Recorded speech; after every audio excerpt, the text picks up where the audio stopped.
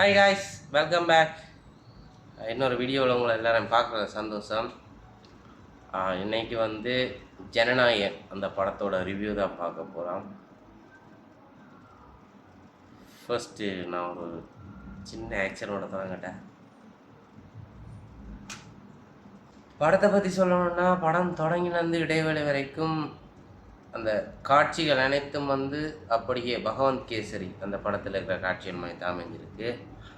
அதுக்கு பிறகு இடைவேளைக்கு பிறகு இயக்குனர் வினோத் அவர்கள் அதில் சில சேஞ்சஸ் பண்ணியிருக்கிறாங்க.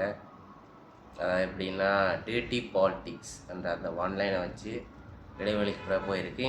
இந்த இடைவேளைக்கு பிறகு நடக்கிற கதைக்கும் முதல் நடக்கிற கதைக்கும் நடுவில் அந்த நம்ம ஹீரோவோட ஃப்ளாஷ்பேக் ஓடுது.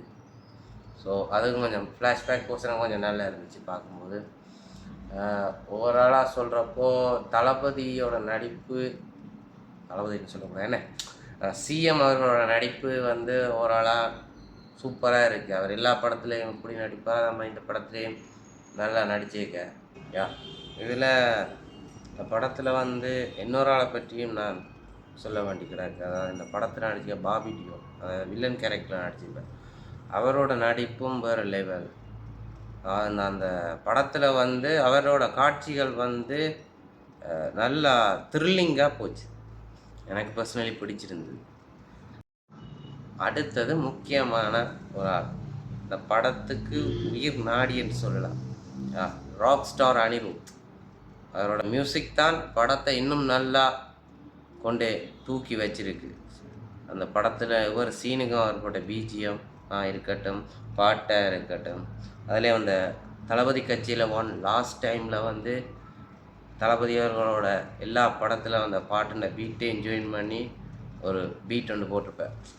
அது ஒரு 2 நிமிஷம் பெறக்கூடிய மாதிரி பீட் ஒன்று, அது நல்லா இருக்குது. அதோட ராவண மவண்டா அந்த பாட்டு கூட 2-3 வேரியேஷன் போட்டிருப்பார், அது நல்லா இருக்குது. ஸோ இதில் இந்த படத்தோட உயிர் நாடி எதுன்னு கேட்டால் அனிருத் அவர்களோட இசை, அதான் இந்த படத்தின் உயிர் நாடி. சரி, இவ்வளவு ஓகே, இவ்வளவு சொல்லிட்டேன். இப்போ நீங்கள் எதுக்கு படம் பார்க்க போனீங்க? அதானே, படம் பார்த்தா தானே உங்களுக்கு எல்லாருக்கும் ரிவ்யூ சொல்லலாம் என்ன மாதிரி படம் உண்டு. ஆனால் இந்த நான் முக்கியமான ஒன்று இருக்குது இந்த படத்தில். எனக்கு கூட 2 சீன் பிடிச்சிருக்கு. அந்த பிடிச்ச சீனை நான் இந்த வீடியோட எண்டில் போகிறேன், நீங்களும் பாருங்கள்.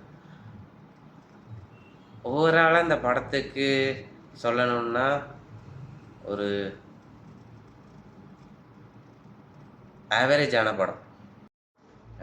ஏன்னா ஆவரேஜ்னு சொன்னேன்னா, முதலாவது வந்து காரணம் வந்து பகவந்த் கேசரி அந்த படமும் பார்த்தாச்சு. ஸோ அந்த படத்தை ரீமேக் பண்ணும்போது அதே சீன்ஸ் அப்படியே போடும்போது எங்களுக்கு பார்த்தது தானே, ஸோ அது ஒரு இம்பேக்டை கொடுக்காது.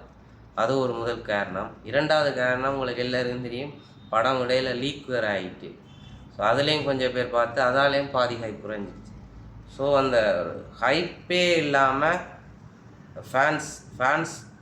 ஃபேன்ஸ் மட்டும் வெயிட் பண்ணி இந்த படத்தை தியேட்டரில் கொண்டாடுறதுக்காக ஓடிக்கிட்டு இருக்கிற படம். இந்த படம் நான் நினைக்கிறேன் இப்படி லீக் ஆகாமல் ரிலீஸ் ஆகிருந்தால் இன்னும் நல்ல வரவேற்பு கிடைச்சிருக்கு. அப்புறம் வினோத் அவர்கள், அண்ணா கம்பேக் கொடுண்ணா, கம்பேக்கு தான் நான் வெயிட்டிங்கு, எனக்கு தீரன் அதிகாரம் 1 மாதிரி ஒரு படம் வேணும்னா. அப்புறம் இது வந்து லாஸ்ட் டைம். ஸோ இந்த மூவி நல்லா இல்லாட்டியும் சரி, நல்லா இருந்தாலும் சரி, தளபதி என்ற மனுஷனுக்காண்டி எல்லாரும் போய் பார்க்கலாம் ஒன் டைம். ஏன்னா நம்மளை இத்தனை வருஷமாக நம்ம அழ வச்சிருக்காரு, நடிப்பில் சிரிக்க வச்சிருக்காரு, என்டர்டெயின்மெண்ட் பண்ணியிருக்காரு. அப்படி ஒரு மனுஷனோட கடைசி படம். அதனால் நாம் சப்போர்ட் பண்ணத்தான் வேணும். பட் ஒப்பீனியன் நாம் பார்த்துட்டு சொல்லலாம், அதில் தப்பு இல்லை. ஸோ அவ்வளோதான் காய்ஸ், வீடியோ முடிஞ்சிருச்சு. வீடியோட எண்டுக்கு வந்துட்டோம். இன்னொரு வீடியோவில் உங்களை சந்திக்கும் வரைக்கும் நன்றி, வணக்கம், பாய். அப்புறம் நான் சொன்ன மாதிரி எனக்கு இந்த படத்தில் 2 சீன் பிடிக்கும்னு சொன்னேன், அது இனி வரும், பார்த்து என்ஜாய் பண்ணுங்க. இப்ப போற ஜனநாயகன்ல டைட்டில் கார்ட மாண்புமிகு தமிழ்நாடு முதல்வர் அவர்கள் நடிக்கும் ஜோசப் விஜய் போராட்டம்